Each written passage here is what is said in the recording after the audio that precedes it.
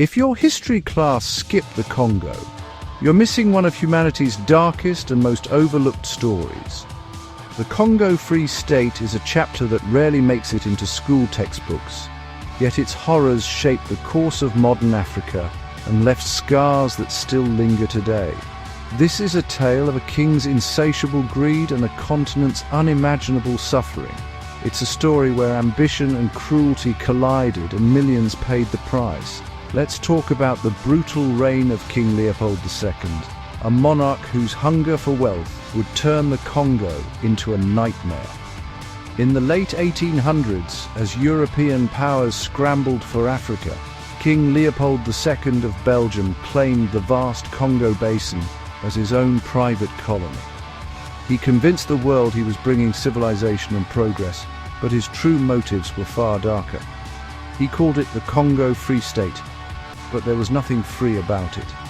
The land and its people became his personal property, ruled by fear and violence. Leopold's agents forced millions of Congolese men, women, and even children to harvest wild rubber. They used terror as motivation.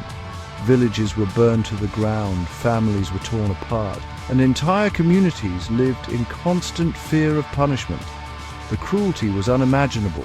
To prove they hadn't wasted bullets, soldiers of the Force Publique were ordered to bring back severed hands as evidence for every shot fired. This gruesome practice became a symbol of the regime's brutality. It was systematic industrial cruelty, all for rubber profits that made Leopold and his associates rich, while the Congolese people suffered and died in forced labor camps. For years, the world was kept in the dark. The atrocities were hidden behind closed doors, and the suffering of millions was ignored by those in power. Leopold hid behind the mask of philanthropy, claiming to be a humanitarian while the violence raged on in secret. He fooled much of Europe with grand gestures and false promises, but eventually the truth began to leak out. Brave photographers, missionaries and activists risked their lives to document the horrors and smuggle evidence to the outside world.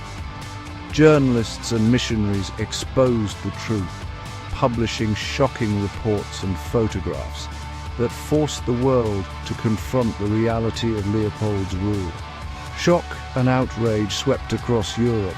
Public pressure mounted, and finally, in 1908, the Belgian government was forced to take the Congo away from Leopold, ending his personal reign of terror. But the cost was staggering. Historians estimate that up to 10 million lives were lost, a human tragedy on a scale that's hard to comprehend. The Congo Free State stands as a chilling warning to the world, a reminder of what happens when unchecked greed and absolute power erase all traces of humanity and compassion. If history like this matters to you, hit like and subscribe for more true stories we can't afford to forget.